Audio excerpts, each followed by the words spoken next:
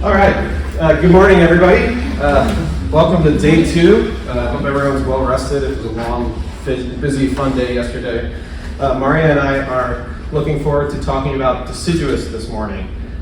Something that's really similar with Marija and my work is that we choose old starting points.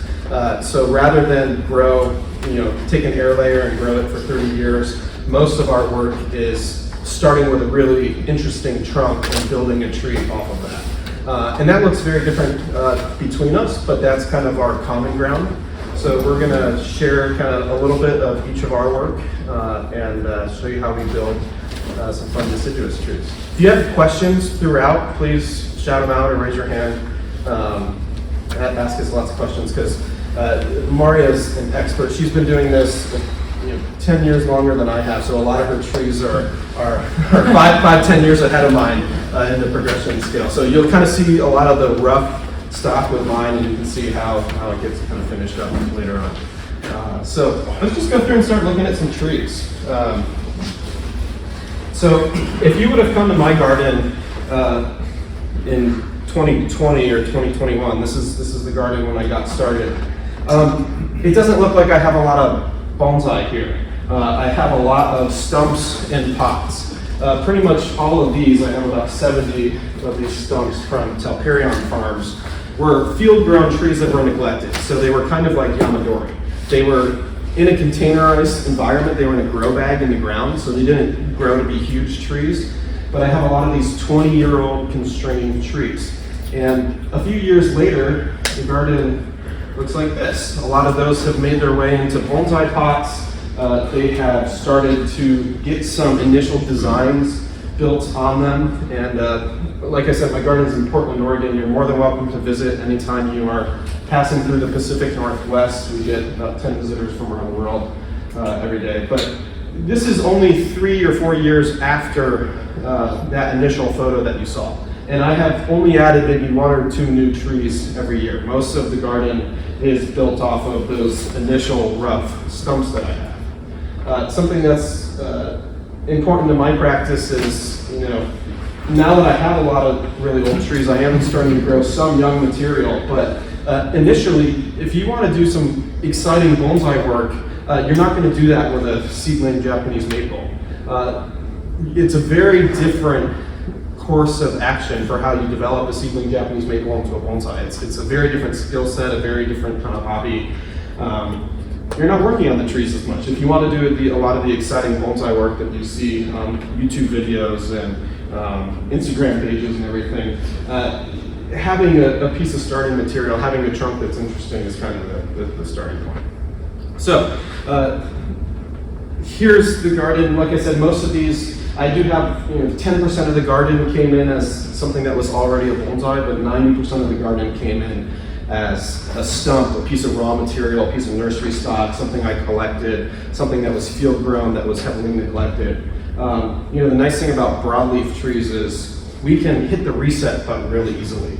The reset button involves the chainsaw and a big bold cut. But the reset button is fairly easy to do on deciduous. You can't just take a pine tree that's been neglected and just cut it back to nothing and expect good results. So that's one of the things I love about broadleaf trees. So enough about the garden. Let's show you just some of my strategies for developing a collection. One of the strategies, which is the hardest one, but I'll just bring it up because I'm known for this, is improving old bonsai. Now, old bonsai, they're not around in really high numbers. But if you're in a club, you can often get a tree from an older club member that has some age, has some character, and that's where a lot of my more kind of famous pieces have started. I got this tree 10 years ago from the Kennett Collection sale, maybe 12 years ago, and it was kind of a Japanese maple stump when I got it. It had really good bones. This is a very traditional Japanese tree, but it had almost no branching. And so if you can find a really old trunk, you can add a lot of the branching and the twigs kind of later on. Here's another one. This is my Coralopsis from the Pacific Bonsai Expo, that one best deciduous. I got this as an old stump that was, or an old kind of stumpy thing that was kind of dying and weak. And over the course of 8 years, I kind of rebuilt a lot of the branch structure. So what does that look like? Here's another Coreopsis that I got. This tree was dying. It had a lot of branches that were starting to kind of fail. One of the best things you can do with a deciduous bonsai when it's very weak is put it in a grow box or some type of container to reactivate the roots, kind of turn it into a young tree again, try and get some vigorous extensions on it. It's really hard to save old, weak trees, but this is one of the best tools that we have to do that. This is a tree that I decided to restyle. I took what was kind of a boring right flow and restyled it to be a kind of a little bit more interesting left flow. If you look at the old front, this tree has the flow kind of in the direction of the smaller branches, and we kind of restyled it to be a left flow. And over the course of 5 years, we started to kind of build out a new design for this thing. And Andrew, are you changing the substrate when you put it into the grow box? I'm putting it in my normal bonsai soil mix, whatever mix works for you. My mix is typically 2/3 akadama, 1/3 pumice. But in that type of soil, the grow box just adds volume and it adds porosity. The box is going to dry out a little bit faster, but then you can water it more, so the wet-dry cycle speeds up growth. One more question. Where did you get that stand? The hydraulic table? On wheels like that, yeah. Yeah, Harbor Freight. And then I custom welded the wheels onto it. It's a $200 table with like 20 hours of a YouTube welding job. I have something similar, and those are hydraulic tables for motorcycles or something like that, for repairing motorcycles. Yeah, Marija and I have a lot of big trees, so having something that can do the weight for us is nice. So swapping the old bonsai from pot to box, are you usually just like out when you get the tree, or are you waiting to do that on like a already pot? Yeah, oftentimes when a very old bonsai comes into my garden, it's a little bit on the weak side. It's hard to manage old trees, and so a lot of people struggle with that. I tend to get a lot of rescues in my garden. This was a rescue, and so with the rescues, one of the first things I did, I talked yesterday in the demo. A lot of people I don't think fertilize enough. So I put it in a big grow box and I fertilize the heck out of it. I want growth, I want extension, I want vigor. If you think about trees like this, they have so many growth points. We are forcing these bonsai to be way more dense than they ever are in nature. And so we have to make up for that with nutrition. And our soils, at least the soils that I use, don't have inherent nutrition in them. So we have to add it. So I'm fertilizing with fertilizer every single time I turn the hose on. Is a really small kind of micro dose of fertilizer. What comes out of my hose is the macronutrients are 2.4, 0.8, 1.6.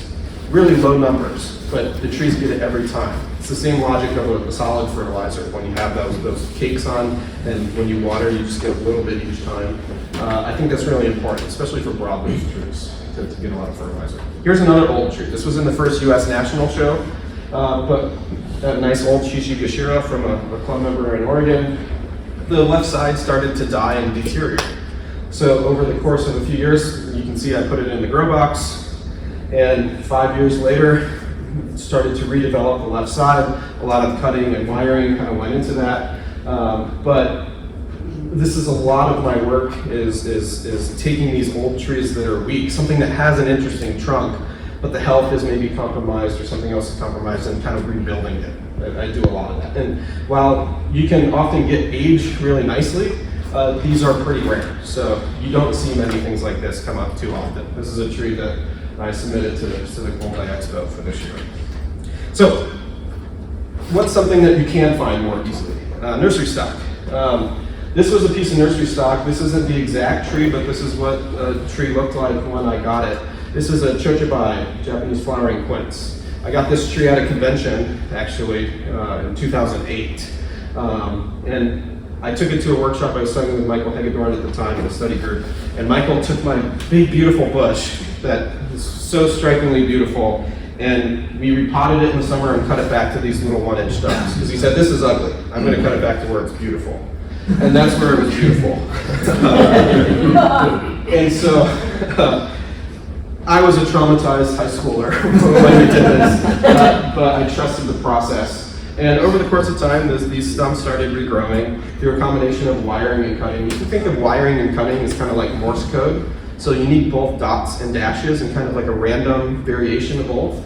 And so this tree, you know, maybe it was cut twice and then wired once and then wired another time and cut and then wired and cut twice. And that random kind of variation of building branches is how I took that kind of young stump and started to develop it out and grow a nice pleasing quince. A quince is a shrub, so I want this to look like a crazy, chaotic, dense little thing. I didn't want this to look like an open, airy tree or something like that. But this is just, I'm glad Michael made me cut that back in 2008, because right now I'm going to be submitting this to the Pacific Bonsai Expo along with a little juniper that I have. Also, this was from the 2008 Shogun convention here. I did this as a workshop with Taiga Ushibata when I was in high school. So both of these trees go way back for me. But yeah, this is a display I'm submitting to the expo, and you know, it started as a very humble piece of nursery stock. A lot of us don't have access to really interesting plants, so we can slowly build something out of nothing. This was about 15 years to build out. In Portland, we have a lot of nursery stock. You know, we're the nursery capital of the world. If you buy a Japanese maple at a garden center here, I guarantee you they bought it from a place that within 20 miles of my house. They grow a lot of nursery stock. So I can't find an old Stordia bonsai, but I can find a Stordia big nursery stock tree. This trunk is about, this trunk's about this big. It's a fairly large plant. It was in about 200 pounds of clay, pollen. That's pretty wicked. So this was a tree that looks like a pretty simple kind of tree. I like some of these more understated trees. This was 3 years ago in the garden. But you can already see that was the first time it was ever worked on. I talked about last night, deciduous bonsai are 401k. Every time you work on them, you're making one contribution to that retirement account. And here it is a few years later. This is just 3 years of work, and it's starting to come along with some branch structure. The trunk is a little simple, but for a $100 plant, it can be oftentimes the starting points that we have. I have a lot of stuff on Telperion farms. So let me show you a few of those, and then we're going to get into some more Maria's trees. This was a dawn redwood that I collected. Does anyone have dawn redwood here? It's a dog, eh? Dawn redwood. Dawn redwood is a very vigorous plant. When I was at Telperion farms, this thing was 30 feet tall. I went to dig around, so everything was in a grow bag. I went to dig around the grow bag, realized that grow bag was pretty tight, so I trenched all the way around it. My dog Bailey was helping dig out. Trenched all the way around it and cut the grow bag off and realized it was just a stump growing straight into the soil. My 2 hours or my 1 hour of work was just washed down the drain. So I got frustrated. I decided, what the heck, I'm just going to take a saw, cut it across. I know dawn redwood from working on it was a vigorous plant. So this was a cutting, 100% cutting. And it's kind of a monstrosity when you look at it. But this tree, for being a cutting, the trunk is about this big. And this was, I put this in perlite and high quality potting soil. And after 1 year, I put a chopstick in and realized I had a lot of roots. So I decided to repot it, put it in a bonsai pot. So this was the roots after 1 year from my cutting. Now, when trees are coming out of the ground, they're some of the most vigorous that they'll ever be. So like we talked about yesterday, do a lot of those hard cuts kind of soon. I cut the roots back, like we said, nothing. And you can cut the top back pretty vigorously as well. It's the best time to do that because all that stored energy kind of explodes from that point. So here's my dad, Jeff, helping me repot it. A lot of you know him. We had a lot of roots. Now, this looks stupid. It looks kind of crazy, right? But my retirement account looked kind of stupid the first time I put $100 in it as well. Over time, this has started to develop out. This is a pretty sizable tree, as you can see. And I've just been slowly building out some branching and getting a lot of that roughness, a lot of that kind of neglect that was in the tree, kind of switched out of it and replacing it with beautiful branching. Here it is a couple of years later. Still has a long ways to go. I'm not going to show this tree for at least 10 years, but it's starting to get more interesting. Now, I'm doing a lot of wiring on this tree. I might have to cut this back hard and regrow it out to get better taper, but at least I have good movement kind of built into a lot of these branches, so that if I ever do cut this back really hard, I have some nice kind of quality kind of built into the tree. And Yeah. how do you make the decision between putting in a bonsai pot here and not maybe a larger, I grow box? had a pot that was fairly big enough, so I threw it in the bonsai pot. You could easily do this in a grow box or a plastic crate or some type of temporary container, but I had a pot that kind of worked. And normally if you put something in a bonsai pot, it's going to slow down, but we talked about my fertilizing regimen. I'm able to develop the trees in the pots because I am fertilizing. If you put this in a pot and you only fertilize maybe once a month or something like that, then you might not be able to get the same results. Yeah. Kind of a question for both of you guys, like the balance between, choosing just to let a low branch completely run as a sacrifice, or kind of trying to get more and more branching on it, where you're kind of building your thickness a little slower, but you're also building the bifurcation at the same time. Do you understand what I mean by that? Like, I've seen different people take the approach of, I'm just gonna, put some movement in the beginning of this and then let it run for 2 or 3 years and cut it back. I've seen other folks who will kind of wire it out, and they'll continue to prune it every year. But again, as more and more bifurcation, more and more branching happens, it kind of thickens as it goes. And I didn't know if there's something that indicates the difference. Yeah, what I've been doing on this tree is I wire it out every winter. I don't really do much aesthetic editing on Dawn Redwood during the growing season. I might trim them back, pinch them, but on this one I've been wiring it out every winter, and then I just let it grow freely the entire growing season. And I take, I'm wiring things that are the size of like a 2 millimeter wire, and by the end of the growing season I get something that's finger sized. And so all those branches that I put movement into now are, the size of my thumb, and started really young. And you can see some of them, These are see all the small things that have fresh wire. They were big chunky Okay, things. but there is one thing that is happening. If you are starting doing bonsai from, you have a trunk at the beginning, and then new branches start to grow. What will happen in 10 years? All the trees, I didn't know that. When I was starting doing this 15 years ago, I didn't know that will happen. So all the branches on the tree are from the same year. You understand? But all the trees are the strongest. They are propetal. They are the strongest on the top.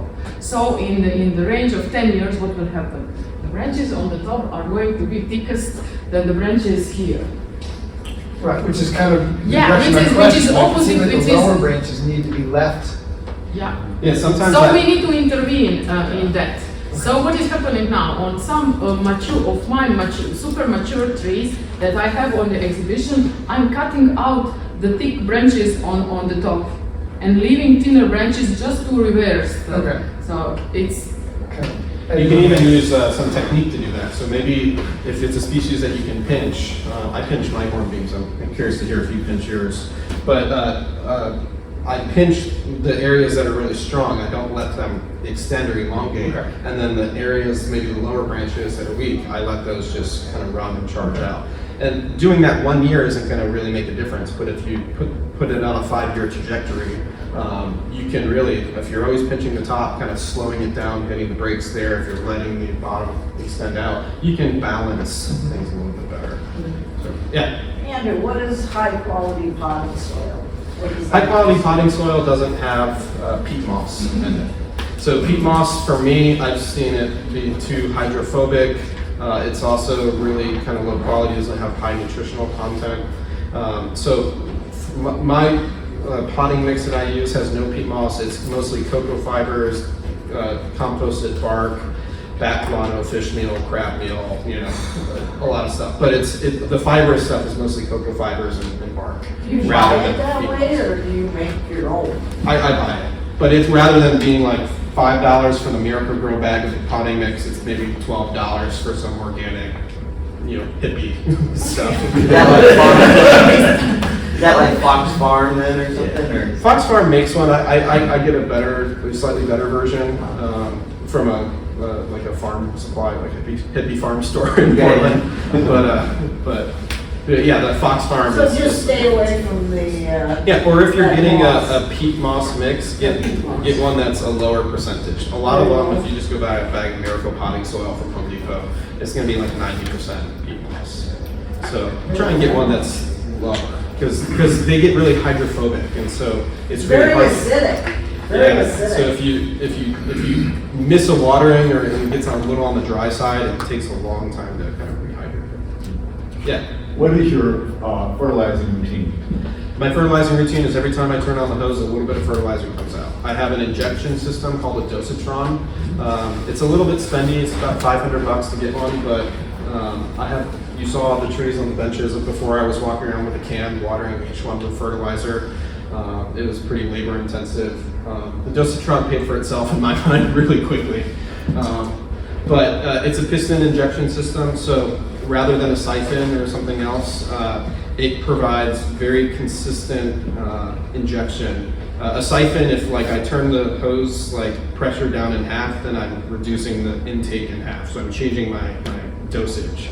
So the nice thing about the piston injection system is it comes out really consistent dosage. Pretty much any hippie farmers in Portland, keep going back to that, they have dosatrons. If they're growing cannabis or expensive tomatoes or whatever they're geeking out about, they have a dosatron to do a lot of it. It's you can buy it on Amazon now, but a few years ago it was just something in the ag circles. It's just reaching out. Yeah. Quick question, kind of shifting gears here back to branch development. Yeah. So you've got your stump that you collected, so like us, I collected a large maple this year. Yeah. Are you letting it grow out that first year just to help build the strength up, or are you touching it at all while it's just fresh? Usually you have a recovery mode. Okay. So if we go back in time, Sorry, when I collected this and threw it in here, I didn't touch it for an entire year. I just let it blow out. I Okay. fertilized it, but I didn't touch it that first year. Perfect, thank you. The first year it was touched, I was like, ooh, there's some roots in there. And then we pruned it back pretty vigorously and put some initial movement in some of these branches.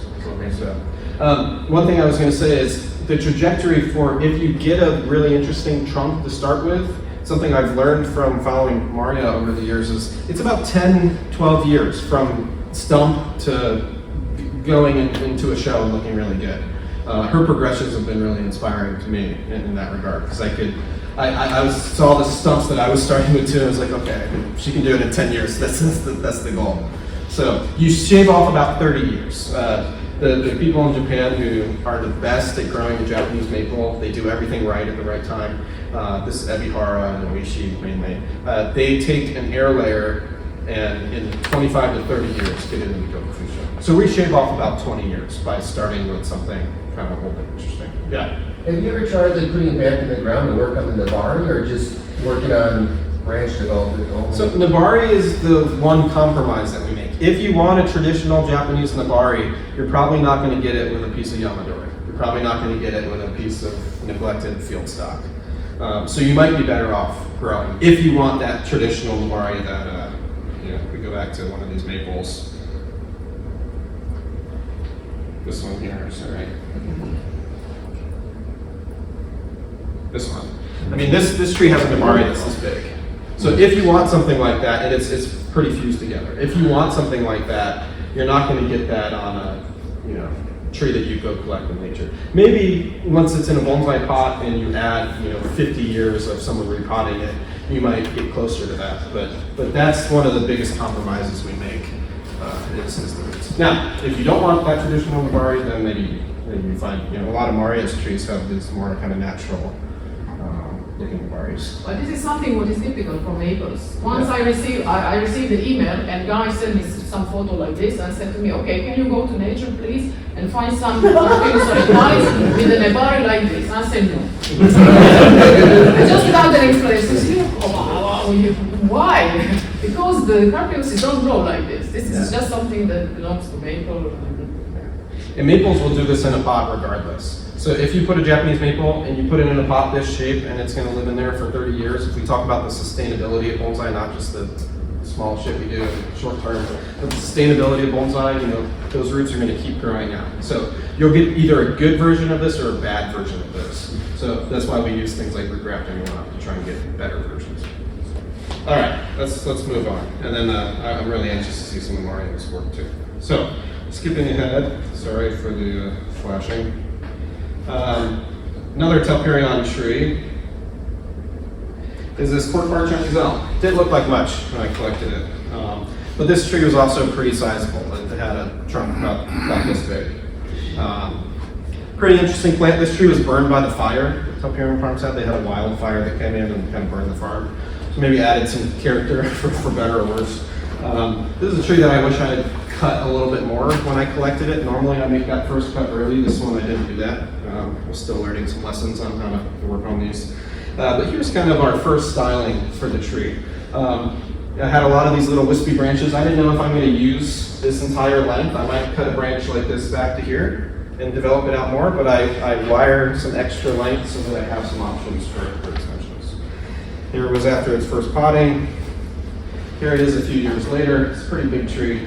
My helper Ed from Copper Creek Bonsai, if you follow him on Instagram. But this tree, this is only two years into my 401k, still needs a lot of work. It's such a big trunk, the branching is still small, it needs to find that intermediate kind of tissue a little bit. A lot of these branches need to thicken up to kind of match the thickness of the trunk, but it's on a good trajectory. We might need to do a hard cut back and regrow it out if the silhouette gets too big, but it's coming along. One more. Here's a Korean hornbeam. This might look a little similar to what you see from Marija. This was Telpiron Farms had. I have maybe 15 hornbeams from them, and like we said, they were just thrown in these grow bags and neglected for years. This one was one of the biggest design puzzles. Still kind of is, but I really like this tree for some reason. Here's kind of the size. You can see some of the initial work that was done to it. So maybe turn back a little bit more. A lot of the wires are just kind of starting to create an initial shape. Deciduous trees, especially naturalistic deciduous trees, they don't have pads like normal bonsai. They don't have black pine pads. So we're more interested in developing kind of silhouettes, and that's what the wire can help us do. Putting in interesting movement to do that.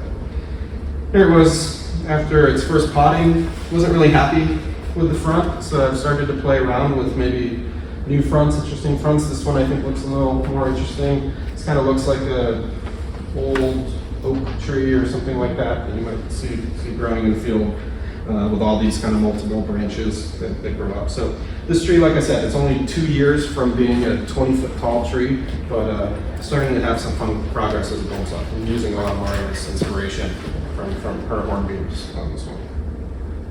All right, and then to segue to Marija's talk, let's talk a little bit about yamadori. So I've started recently finding some yamadori. We don't have carpinus in the mountains of Oregon, but I'm just looking for things that are interesting that we might have. And one of the things that I find is these, they call them balsam poplars or cottonwoods. These are black cottonwoods, but there's an alpine version that lives much older, is I think a little bit more sustainable. This is a tree that I take my golden out with me collecting. She likes to chase away the elk in a lot of these areas. But this is the first cottonwood that I collected last year. I finally found, I've been looking for years to find some deciduous kind of stumpy things to look for. You can see it was a pretty tall tree. Where I'm kind of holding on to the tree, it starts to get really boring really fast, but down low it has some interesting movement, some age, some character. It has this peculiar secondary trunk. So it's just kind of beginning its stages of bonsai. I collected it, put it in. This was collected mostly bare roots, so it came home went in a plastic pot with just pure bonsai soil since it was bare rooted, and it's starting to explode with growth. I've already had to trim it back a few times this spring. Andrew? Yeah. Do you use any for deciduous, any kind of heat mats, any kind of? I put these on heat pads. You do? I don't know that I had to. I've had a few students who collect these that don't, but I really like these trunks, so the heat pad is a nice little bit of insurance to put something on. So I went on a heat pad in my greenhouse post-collection, and then I would mist it every so often. Here's another one that I found. This one is pretty gnarly. With collecting, you have to have an open mind. This is what I thought was going to be the least interesting tree that I collected, and I think this one is going to end up being the most interesting now that I've brought it home. Pretty wild thing. You can see there's not a lot of root on there, but this thing, I can guarantee you, is already exploded out with growth. Should be a pretty fun plant to play with. Here's a little alder. This is about the amount of roots that I typically get when I collect deciduous. And I have, if you have good aftercare, you know, so far with the species I'm collecting, I have about a 95% success rate. I've collected maybe 50 things like these so far. Here's another one. This is one that looks a little bit more bonsai-like. You can see the black bag. This is what I do at the point of collection, like we were talking about in the talk yesterday. You know, a lot of these don't come out with a lot of roots, so I tape a black bag around it just to keep the humidity kind of locked in, so when you're carrying it back to the vehicle, you don't have a lot of air drying out the roots, kind of killing a few precious roots that you have. So, the very last thing, which what we kind of started talking about, is growing your own bonsai. This is the slowest thing. You're now on, you know, a much longer trajectory or path to get there. But one of the ways that you can speed that up is by growing forests. One of the nice things about deciduous trees is they work really well for group plantings. This is a young seedling forest that I put together. Now, I wanted to have a little bit more interest right away, so I've been doing a lot of these kind of rock kind of sculptures. These are just pieces of ice rock that I kind of fit together. These are really cheap. The most expensive thing in this photo is the now pot. Second most expensive thing is my Nike hoodie. The rest of it is all cheap stuff. Those are, you know, $2 seedlings. The rocks were, you know, $1 a pound or something like that. So really cheap, kind of humble stuff. But that, with a few years, when I was in high school in St. Louis here, I put together a seedling forest with Michael Hagedorn and his study group. Looked just like this, except it was just flat in the bonsai pot. And 10 years later, that tree is, you know, really starting to come into play. The nice thing about a forest is, you know, if I just put one tree in this pot and tried to get this much branching and ramification, that would take about 30 years. But if I put 15 trees in this pot and try and fill up the same amount of space, that can happen a lot faster. So if you are going to grow stuff, I recommend forests because they can develop very quickly in a relatively short amount of time. But let's transition over to Marija, because I think she's going to have a lot of fun stuff to talk about. Is Mike here? We might need some help with AV. Oh, we don't need help. Yeah, you can. I can do everything alone. She's a professional. Any questions while she's getting set up? Yeah. Yeah, dude. So going back to your cork bark down, do you notice, and again, I don't know if this is just time related or just with branch extension, but do you have random dieback on it, and how do you deal with, like, for instance, you know, a branch that you've been working on for 2 or 3 years, just suddenly the tree decides to drop it, dump all this energy in there and just, you know, full send. What do you do in that? Chinese elms will do that, especially if they get shaded out pretty fast. Okay. Something I've been developing with one of my volunteers is the concept, he calls it sport bonsai. So sport bonsai are things that don't want to be bonsai that we try and make into bonsai anyway. Ume is a sport bonsai. Why do we have to graft ume? Because when we print them back, they don't do what we want them to do. They're not reliable. It's not like a Japanese maple or China maple that we know what's going to happen the second we make that cut. Ume is total wild card. Half the time if I work, half the time I won't. Certain trees, I think, you know, don't lend themselves well for bonsai. There's a reason that Japan has, you know, so many plants and they only choose a handful for bonsai. A lot of them are a lot more labor intensive.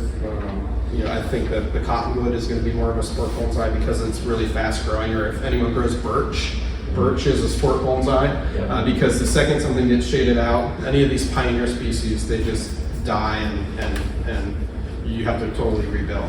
So you have to really stay on them. They're not easy. So I call them my ADHD trees because you're constantly just touching them all the time. There's always something. Yeah. So, all right, cool. Thank you. Let's transition over. Okay, I focused on the hornbeams, on Oriental hornbeam. This is the emperor. I don't know if you were watching some of my other lectures, probably you know the tree. Here is, it's actually the most famous Carpinus orientalis in Europe and get an award on a trophy on the biggest exhibition in Europe. Carpinus is, we have a few types of hornbeams in Croatia, and in southern Europe, Oriental hornbeam grows. This is the range where you can find the tree, and the pin is the location where I live. At the moment when I was starting doing bonsai, nobody was making bonsai from Oriental hornbeam. So in one way, when I was starting, I was how to say, I was a bit ashamed because I didn't have the trees that are in the books. The Japanese, this and that. I had some strange species, pistachias or something, and on internet nobody had that trees. I find on internet Angel Mota, maybe you know for him, he's on Mallorca, and he was doing olives. He was a great inspiration for me, and I said, finally, I have olives all around where I live, and somebody is doing with these trees. So when I was starting with the olives, and later when I meet Walter Paul, he just we bring him to the nature, and he said, hey, look at this, why are you not collecting this? I say, well, what am I going to do with this? Nobody is making trees out of Oriental Hornbeam. You are going to do it. And today actually, more than 50 years after, Carpinus orientalis is actually one of the most famous bonsai species in Europe. So I think that it's important that everybody works with the native species, because that is something very particular. That is something that nobody else had. 2 weeks ago I was in Australia. You cannot believe what kind of species they have there. And why? Why to import Pinus pentaphylia and work with it? Everybody has it everywhere in the world, but they have some strange tree, Banksia, with some strange character, and it's particular, it's only there in Australia, so I believe that they need to, nobody can beat them with that. They are the best with Banksia, because they are the only one who has it. So maybe that is the way of thinking. So these are the fruits. These are the fruits and the leaves and the flowers of the trees. At the beginning, you don't have flowers on the tree, but later, when you have a mature trees, you have lots of flowers and lots of fruits. For this kind of hornbeam, it has very small leaves that are perfect for bonsai. This is a usual place where you can find hornbeams. They don't grow like a normal regular trees. They grow like shrubs, because the area where I live, it is actually very rocky, so the vegetation cannot develop in that way. So they look like this. First few years of my work with yamadori, before I met Walter, was completely amateurish. You don't want to see that trees, although I believe that some of you saw them. When I was doing a Zoom lecture to your club here, we all laughed about it. So I wanted a tree that looks like a tree. I wanted something naturalistic, so I was trying to find a single trunk tree, something actually that is not typical for Carpinus, because as you see before, it's always in the nature, Carpinuses are always multi-trunks. But I wanted a single trunk tree, and I found some material, and this is in 2008. This was the first workshop with Walter, and we do the first styling, and this is how the tree looked after the workshop. And then in the following years, I was building the crown, and this is 10 years difference in the 10 years. So what I was doing, I was letting something grow and cutting, letting grow, cutting, and to the same thing. There is no other way. Only thing that on this material I didn't have only trunk, I also have the primary branches. So if you have a trunk with the primary branches as a starting material, you are faster. How much wiring did you do as opposed to cutting? A lot. A lot. Yeah, all the time. I'm all the time wiring something, because if you all know, if branches are growing like this straight, and they are trying to catch the sun. So if you are not wiring, you don't have this movement inside the crown. You have this. Everything is straight. Okay. How material bonsai in nature don't look like bonsai. I was talking about that yesterday when I had a lecture about collecting. So on this photo here is how the tree looked in the nature. And this is a material when I bring it home. This is some. This is the regular amount of the roots that I get. I'm choosing. How to say? When I go to collect, I can choose. I don't have a problem to go there and 7 days don't find nothing. Because I don't want to bring some shit home. I really want the quality, I want the quality material. I want something with a good base. I want the character. I want something that makes me happy. I'm collecting for more than 20 years, although I'm only 30. And I don't know, I'm more and more excited about searching for trees and collecting. I think that my passion about it, it's not the same, it's rising. I think that there is something primal in it. It's about some hormones, or I don't know. But when I'm in nature, I don't care if it's like, if the hill is like this, I'm just running and searching, and I cannot explain to you the happiness when you look the bush like this, and then you look more closely and you see the future nebar, and you see the movement of the trunk. Okay, this is going to be a tree. That's really great. So this is the material. This is the same tree planted into the pot on the third photo. And in the following years, in 2015 and then in 2020. I don't have a problem if I have a pot, as you said. If I have a pot, I put immediately tree into the final pot, or I put it into some shallow pot that is almost the same size as final pot will look like. Of course, when you are planting at the beginning, when you don't have a complete silhouette of the future crown, you sometimes make a mistake about the angle, so probably I will change I need to report this tree, and now with the old crown, I need to adjust the front side for the tree. Okay, another example of the good starting material, just a trunk and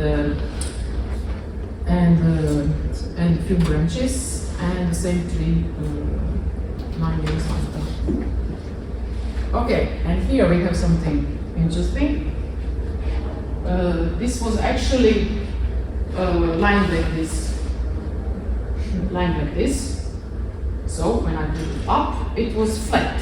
You understand? It didn't have any branches here. It was like this. So I decided to merge it with one more tree. You know, you see here the red.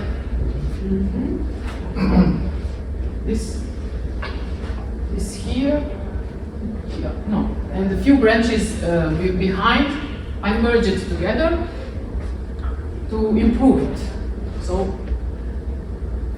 and you see now how it looks. Okay, and this is how it looks merged. Starting material merged. After the first growing season, I let everything grow freely. So the shoots are like this.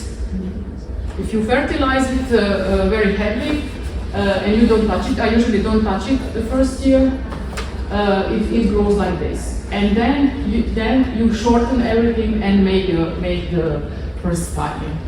That is the way how I do it. So in the following years, I need to make new photos because I have more photos. Okay, the trees are very heavy, so to make a photo session in my garden, I need. It's a project. That's why I don't. For some trees, I don't have some new photos. Yeah. Okay. How does the hornbeam that you work with, does it feel sustainable? Like when you prune the branches, it's pretty reliable. Yes, it's growing like a hell. It's really it's putting, even if you are not cutting, it's the branches are everywhere. From every bud, the new branch starts.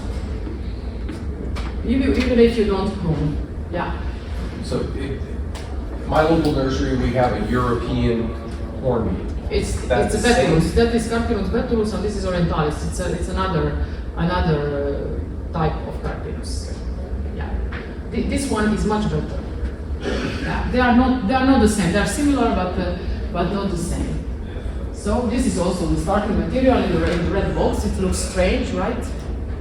But if you know what you are collecting, then you know that you have a good starting material, and you can see the future. The good thing on this starting material is that the lowest branch is already there. So it will not be the lowest branch is not going to be the youngish branch, and on all three I'm going to have the branches of the same age. I already have a lowest thick branch. So this is how the tree looked after. You cut them down to the bare branches, or they just back bud out, right? Yes. Because I have one after the end of I'd like you to take a look at, but it's like, right, it's yamadori, but it's got a really nice trunk, and I could just chainsaw it down to get it better, something like what you start with. You want to chainsaw what? Not chainsaw, but it's just really, it's like, it's kind of like what you would collect, right? And if I can cut it down to basically what you start with there, it's basically just the trunk area. Yeah, it's possible. Yeah, and this is how the branches look from the inside. Also, this tree was exhibited on the trophy. Question. When it comes to your wiring, do you wire only? Testing. Okay. Do you wire only kind of in the winter, early spring before the leaves are out, or do you ever like do a mid-season prune back and wire at that point? No, I'm wiring in the winter, because in winter I can see what I'm doing. That I think that is the best time. Also, the branches the tree is in a dormancy, so you are not Testing. you are not hurting the tree. Last night I broke one branch because it's the vegetation is working, so the branches are different than in dormancy. What did you ask me? Just if you ever do a second wiring in the year. No. Okay. No, never. But I do the pruning during the vegetation period. I prune a few times because they grow like this. Right. If you have a good fertilization program, then you can do it. And then in the middle of the summer again. So it's possible even 3 times you can cut it if you are fertilizing well. This is also, I like some strange material like this. This is rough. All of this grows from the same roots. It's very large tree. And after a few years, I do some styling. Initial, I choose the branches. I am using the guy wires. I don't know, can you see it? Just to put the distances between all these trunks and the branches. So, and put the structure for future growth. Okay. Here I have a situation that this is in the box is a starting material, and it's a super dense because animals were doing some job for me. And then actually I need to undensify it and make a bonsai of it. That is also something that is possible. This is this is a small tree for me. This is one of the smallest trees that I have. All my trees are big. But it is because of the climate. I live in a very dry climate, so if I have small pots, it's very difficult to maintain them. That is the reason. Okay, and this is also one material. With the yamadori is something when you have some more complicated, let's say material of yamadori, then usually you have more options to style. It's not that you have only one thing to do. When I collect material, I can see that it's a starting material for bonsai, but I don't do design. I just bring it home and let it grow. And after the first year, I take it and then I do the first styling. But usually the material has a few options, so I need to decide. If the tree is for me, if I'm going to leave it for my collection, Then I make the first styling. If that is a tree that I'm going to sell, and this was a tree for sale, then I leave all the options inside so the person who buy it can decide. But probably I will keep this one because I like it. I like it a lot. So these are some options. Me and Jonas were playing with the tree and looking at the options. Are we going to make it more cascade? Are we going to shorten the long cascade and make the tree more compact?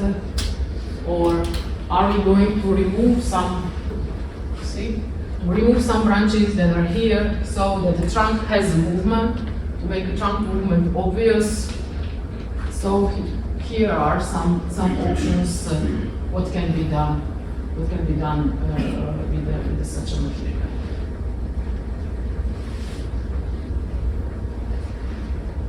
It's interesting to play like this. You can do it all afternoon without the cutting. Also, one other example. Probably you have noticed that lots of these hornbeams are gnarled. That is because I'm collecting in the areas where the sheep and goats are browsing them. So the trees cannot normally grow. They are not. Carpinus, you have seen that on the first photo, how the carpinuses look in the nature when they normally grow. They are just straight bushes.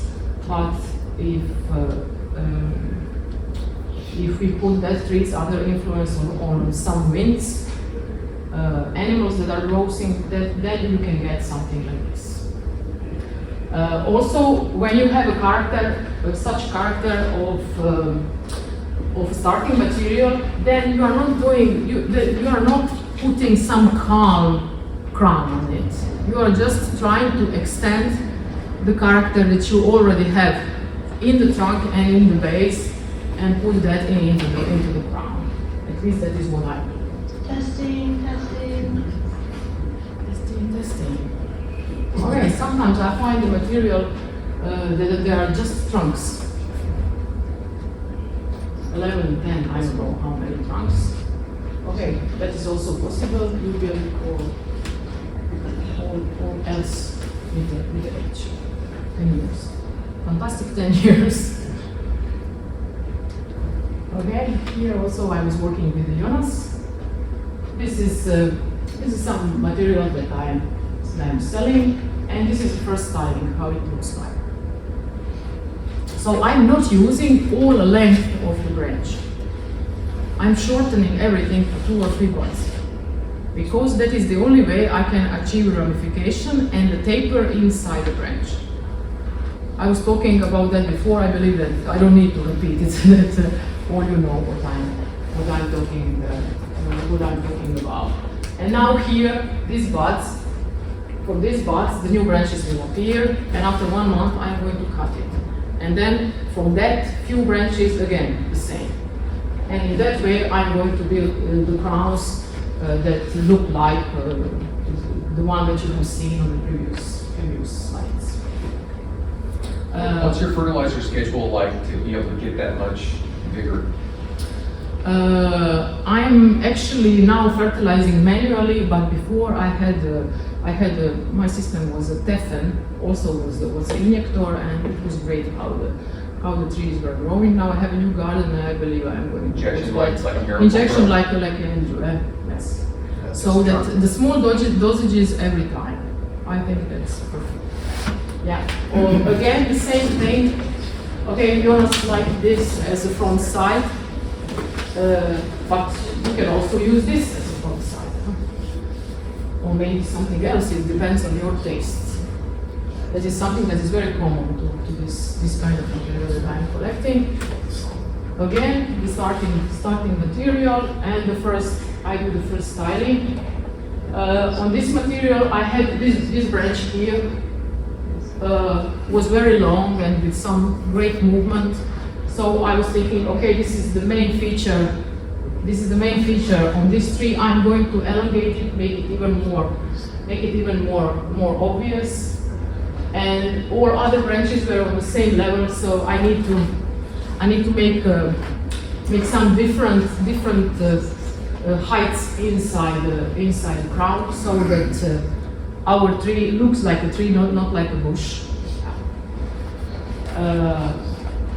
This can be the front side, but if you like something more wild, maybe this can be the front side.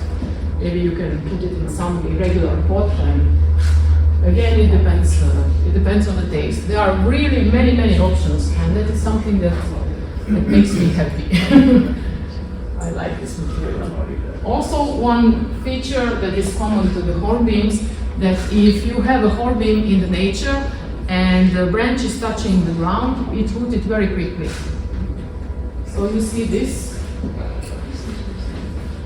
This is actually the branch that has rooted.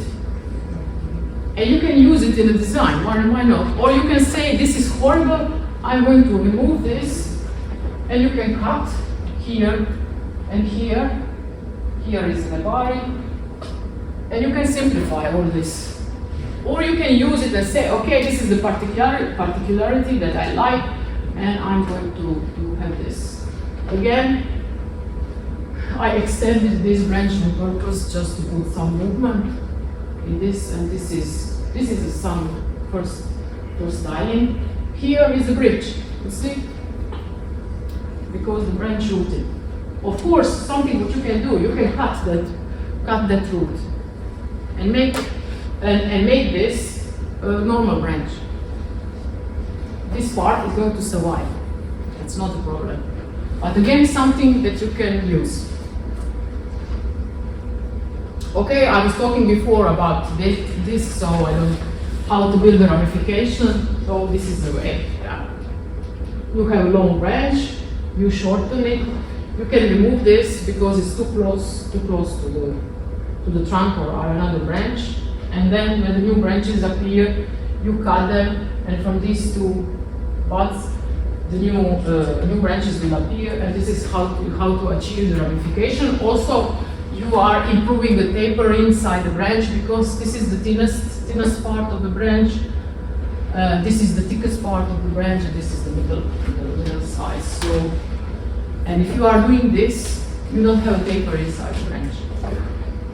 And the tree looks a little bit like a spaghetti tree. So I'm doing this in 95% of my design. Sometimes on some branches I do something like this, but I think this is better. This is maybe more it's more slow.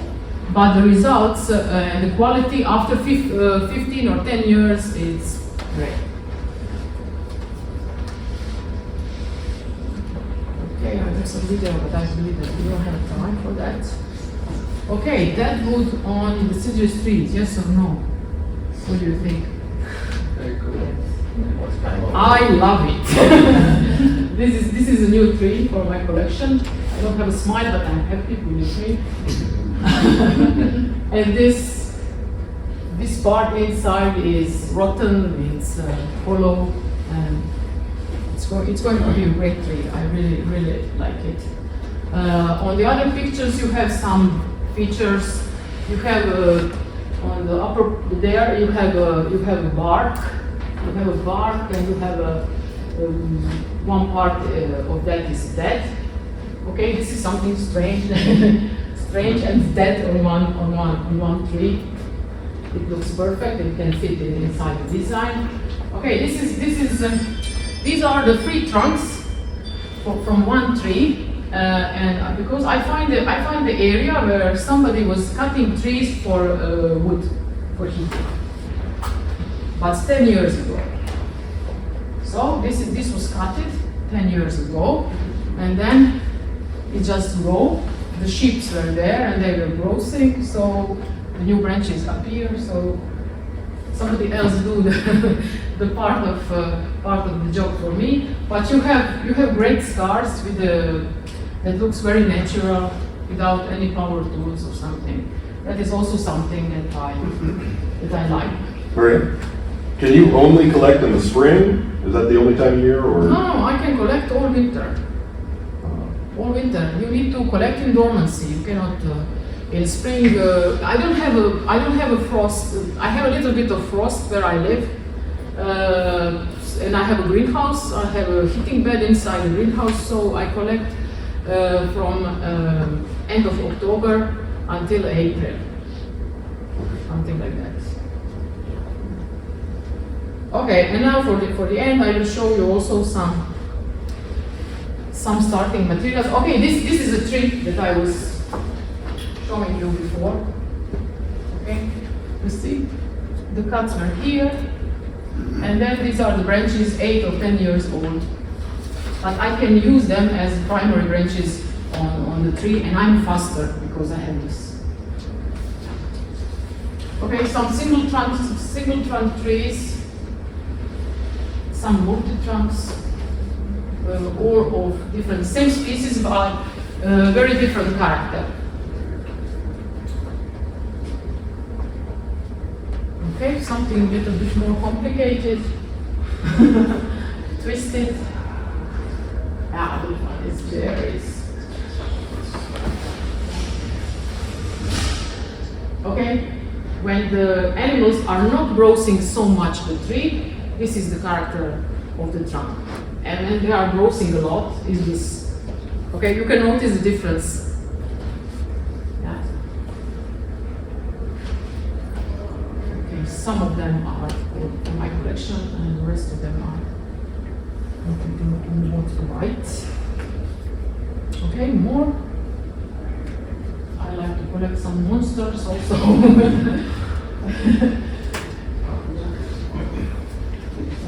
Also here, you see, here is a big cut like this. Somebody who's cutting the wood.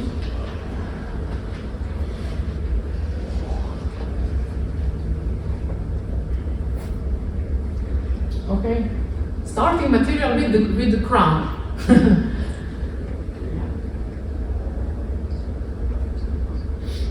Thank you, sheep and goats. What can I say?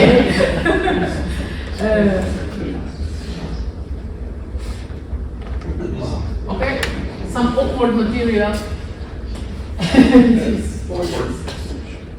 There is something here and strange branches like this. I remember how I was laughing when I found this tree. Okay, the photo is not making me justice to the tree. I know how the tree looks, but on the photo maybe you cannot see. It's really crazy.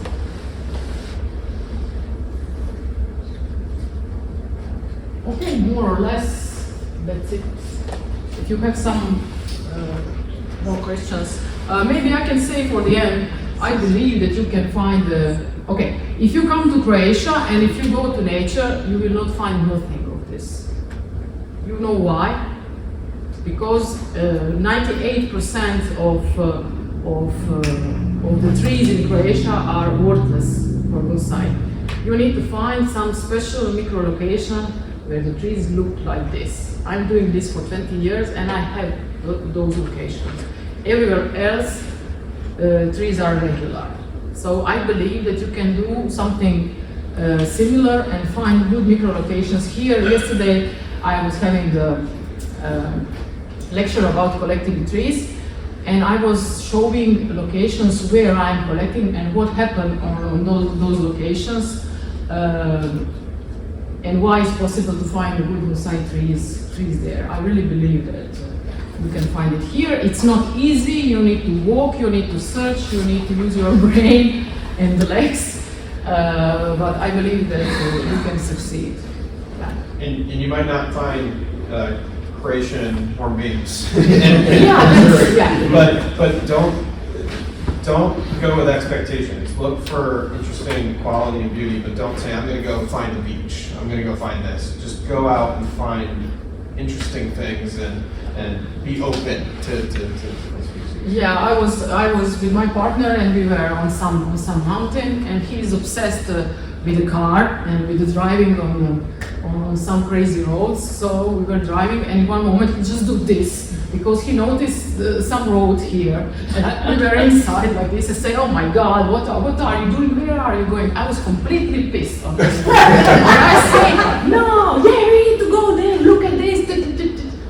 Oh my God! And me and Jonas was with him, and both of us were. And then in one moment, I look look through the window and I say, hey, oh, brakes, brakes, I need to go out. And what I find a fantastic location from white cherries. I'm searching a location for quality white cherries for 20 years. I have only one. And I find it that day. I find the location, they are like this, they are old, they are with the deadwood. I couldn't believe, I almost start crying. So Jonas and I were running this, oh, I cannot believe, look at this, look at it. And he was like this. And he said, I told you me once. No, he is very important for my society. So, you never know when you are going to find it. Questions for us before we wrap up? Yeah, I've got a question for Marija. So you're collecting Carpinus deciduous material. It looks like when you're doing that with a lot of the very thick branches, you're cutting them, right? Can you speak a little bit? I think it was 3 slides before this. Can you speak a little bit about the process that you go through to eventually? Tell me stop. Go ahead further. Forward. Sorry. Yeah.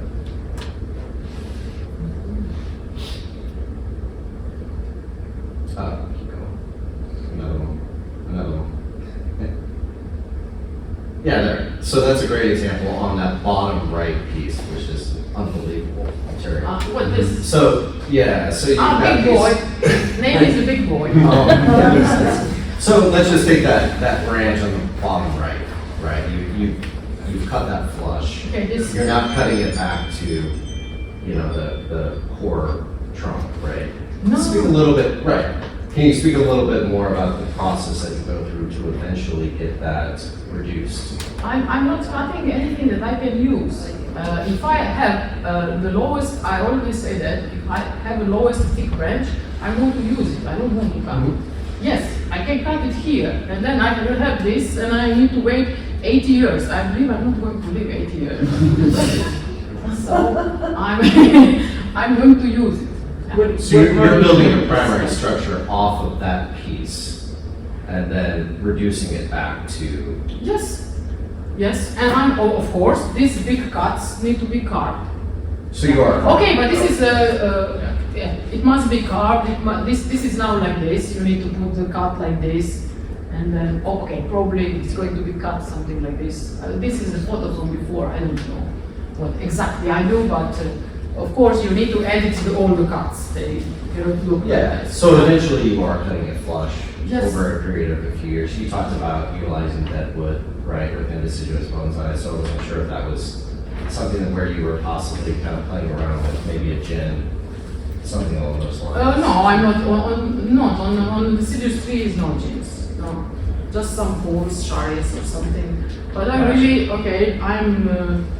I think that the nature did it best. So Yeah. I cannot carve what nature can do. So I like to try my luck and try to find something that is already done by nature, so that I don't need to do it, so that I can only edit it a little bit or something. Okay. And then talk about how many years it would take to get that back flush to that area where you've completed removing that. I mean, is that? Completely remove. Sorry, I didn't understand you. Completely remove. Oh, so you've completely removed the stump from that branch. She's not doing that. No, I'm not going to remove it. This She's is the building a lowest branch branch. off of that. Well, so she's This is the building lowest. structure. This is the lowest branch. Right. Just at this moment on this photo, there is no ramification on it. Right. But I'm going to build a ramification from one of these branches, and I'm going to Right. form the tree in the way I show you before. Yeah, no, I'm not. Yeah. I'm not asking my question correctly. So Okay, no, maybe I don't understand. The English is not mine. No, I'm super curious about this because I deal with this a lot. So right here, you're building your branch out, right? Right here. I'm Yeah. talking about when do you get it flush back to here? First styling. When I do the first styling, then I do all the big cuts. Gotcha. Yeah. completely. And I false back. I edit all the cuts, and I start wiring, and I shorten all this, and start developing the branch there. It looks ridiculous now because it's unproportional, but you have seen before on the photos how it goes. Will you try to carve out that big wound that look like it's kind of died naturally? And Yeah, a little bit of carving and something irregular. Yeah. Do you leave it dished to never try to heal it back over? No, not healing. Not in my studio. No cut paste. No. No. The trees can take care of themselves. I think that we, the humans, all the time think, oh, we need to help the trees. No, we don't. We need to intervene in some moments to take care that the damage is not happen. But in this case, no. I'm not putting any cut paste. I never put cut paste. Sort of going off of that comment, like, I think both of you really emphasize like natural forms a lot in your stuff. Do you have any like side projects that you feel like are just kind of goofs that are purely like going against nature and everything wrong, but you just like it because it's like you've got particular right angles in it, or like a swirl or something weird? I have some trees that look like sculptures, not like the trees. Yeah, I have some vitex trees that I have found that you are looking at the piece of wood with the leaves, and it looks like a sculpture, not like a tree. Also, I have some olives that maybe are a bit triangular, more classical, I would say. But this is something that makes me trip, really. Was that the first time you had worked on an American hornbeam last night then? Yes. Okay, and what did you think about kind of the differences between that and the Orientalis, just with that limited experience? Did you pick up on any? No, I think it's pretty. Here the leaves are a little bit bigger, and that tree comes from the normal conditions. Right. These conditions are very heavy. Would you have collected that tree yourself if you saw it? Or would you Which tree? the one you worked on last night? Or would you have left it and tried to find No, something it's else? too usual for me. Yeah. Too what? Yeah. Okay. My search for the new material is actually a search for something new. I don't want 37 moyogi trees in my garden. Okay, that tree is too usual for me because I already have a tree like that. You understand? And I need only one. No more. Please, I need some new shape. Actually, I noticed in the last time that I'm actually bringing home the challenges. I can see, okay, this is a super material, but actually, what am I going to do with this? I'm trying to find something complicated, something, you understand? Because it's something challenging, because actually the process of doing bonsai is also the process of improving my skills and myself in one way. My ability to be able to see the tree inside and make it obvious, to enjoy in some new forms, to have some differences that I'm going to blend together to work as a tree. It's something, when you are doing this for a long time with a material like this, then I don't know, I'm not a person who can repeat. I need to do something new, otherwise I'm boring. So with that traditional material that you worked on last night, how would you add interest to that over time? I mean, it is possible on the top. I showed you yesterday, but I don't know, did you all hear? It is possible to cut. There is a cut on the top of the tree, and you can do the V cut. And there are some live branches here and live branches here. I didn't explain it. That's great. so form a more informal apex you're talking about from those. Yes, Yeah. that and also what is possible, it's possible not to, you can put the branches like this. Okay, and that is my bonsai. Or you can say, okay, I'm going to do something.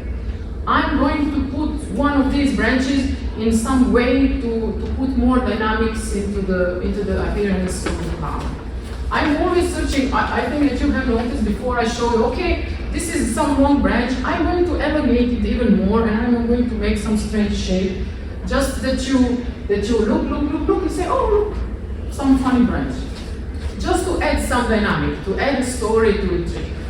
And that is possible to do. Maybe when you are starting a bonsai, you cannot do this immediately. But after some years of practicing bonsai, you get to the point when you are free to go into the art. You are not only doing the craft, because you know something, and then you can go more deep into design, and you can do some strange things. All right, we have time for one or two more questions. Let's wrap it up with these. But we can even extend a little bit if there are questions, because I have half an hour of pause. I don't know for you. I'm curious about the story part. It's like if you could explain maybe a little bit of the story of one of these and how you would articulate that in words instead of just like a feeling, I guess. I don't know. I hear people talk about having a tree tell a story. Am I looking for, it went through a meteor shower and something hit it and tore a branch off, or is it like, did it grow up next to a colony of elves? What kind of stories? I don't know. Just Yeah, but I cannot tell you a story because it's my story. I can show you my photo, and you as bonsaist, you need to be a storyteller by yourself. That's what I'm trying to. What stories do people pull from these experiences with the trees, and where do they actually go with it? I hear people say tell a story or find a story. I don't hear a lot of examples of stories. It might be a poor choice of word. Maybe that's more applicable to display. If you're creating a display with something like this, you can tell the story through either landscape or the objects that you use to display it or something like that. But usually when you have, especially trees like this, the craziness, you try and emphasize the cool craziness that you like and build off of that, rather than just try and cut it back to a stump and build this conventional thing. Okay, but story in the tree. Yesterday I had a workshop with the beginners, and the material was pretty much simple. And we were searching for a story. It's possible to find story in everything. And the guy was having a tree with the straight branches in front of him and said, what I'm going to do here.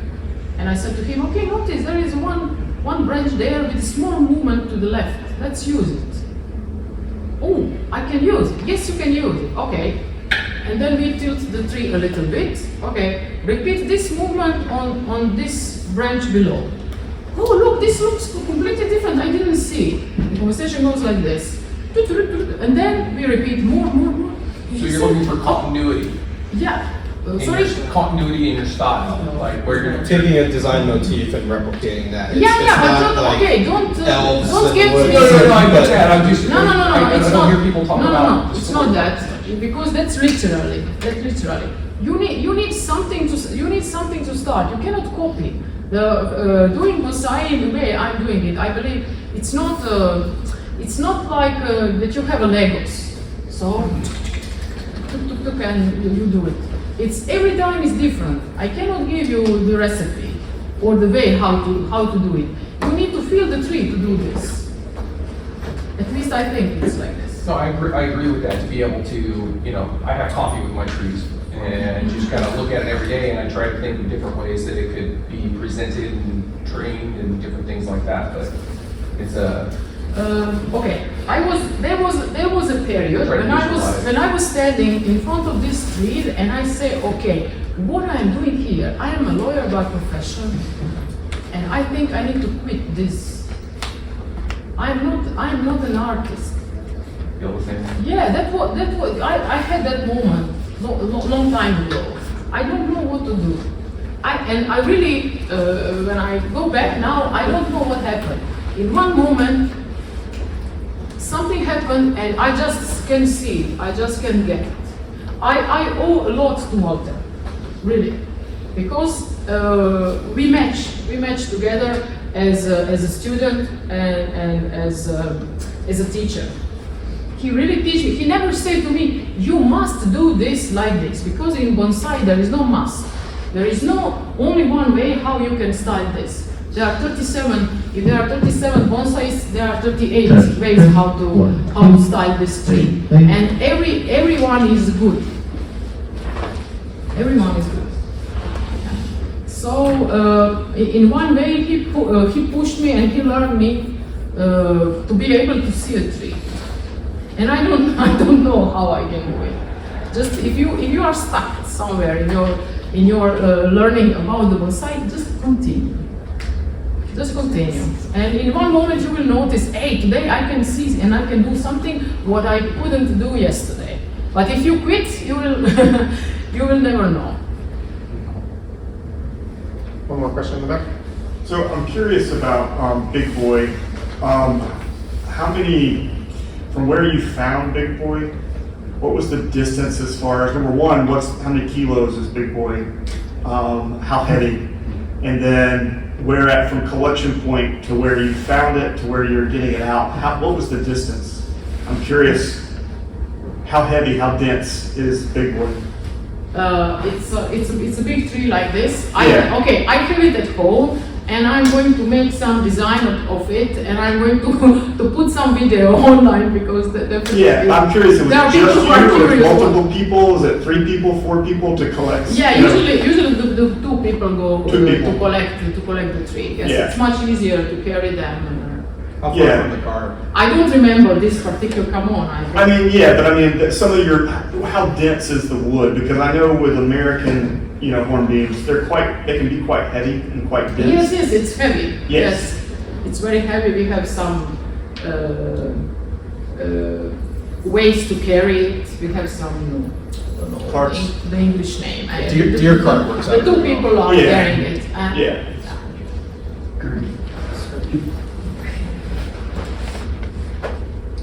All right. Any other questions? Thank you. Yeah, let's see. You talk about keeping deadwood. Do you preserve deadwood, or is it dry enough you don't have any rot? No, I just let it work. I was using before. I was using some stuff. I don't remember the exact name. Some resins that the people who do wood restoration use. So I was injecting it inside of some deadwood of my pistachias and such stuff, just not to fall apart. But actually, my attitude is that all of us are aging and changing, and the trees also. So I have pretty much naturalistic approach to all of it. Nothing is forever. Let it change. All right, thank you, everybody.